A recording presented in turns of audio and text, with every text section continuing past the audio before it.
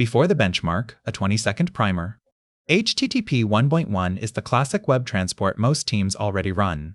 HTTP 3 runs on quick over UDP, so independent streams avoid much of the head-of-line pain. JSON is text and human-readable. Protobuf is typed binary and optimized for compact machine exchange. Most systems do not fail from one dramatic mistake. They fail from tiny overhead multiplied by millions of requests. That is the JSON tax story we're measuring today. This benchmark isolates two levers only, transport and wire format. Same contract, same workload, same runner. Three paths, JSON over HTTP 1.1, JSON over HTTP 3, and Protobuf over HTTP 3. Before any performance claim, we enforce method.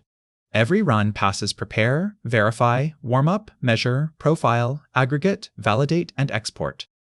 If the pipeline is not reproducible, the numbers do not count. The topology is intentionally controlled.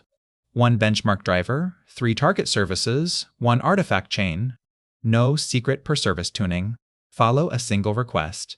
Business intent is identical, but queuing, framing, and parsing behavior diverge by protocol path. Now move from diagram to machine proof.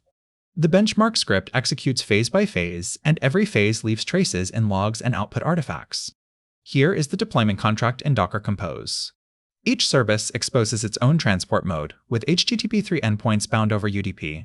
The benchmark runner depends on all three, so startup order stays deterministic.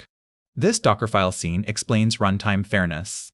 Same build discipline, same static binary model, minimal runtime image, and explicit UDP exposure for HTTP 3 targets. That keeps the container layer from polluting protocol comparison. So, where should JSON still live?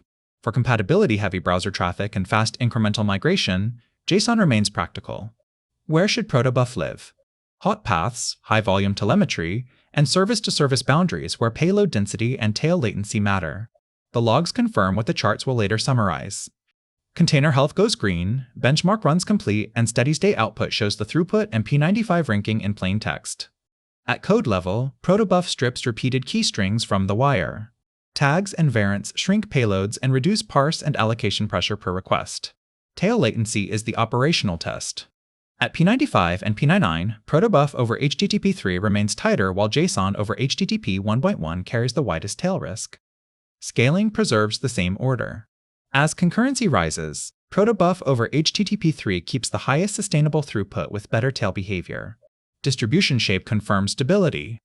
The Protobuf curve stays narrower, while JSON over HTTP 1.1 shows broader variance and higher jitter exposure.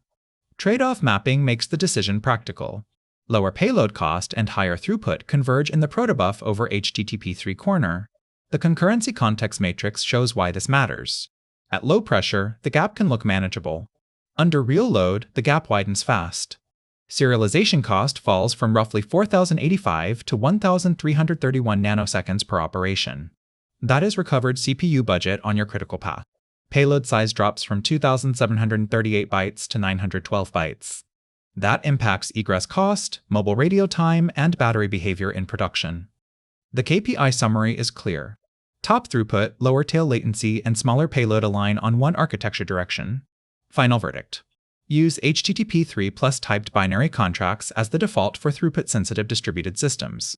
If migration risk is high, move in phases, HTTP 1.1 JSON to HTTP 3 JSON first, then move your hottest endpoints to Protobuf.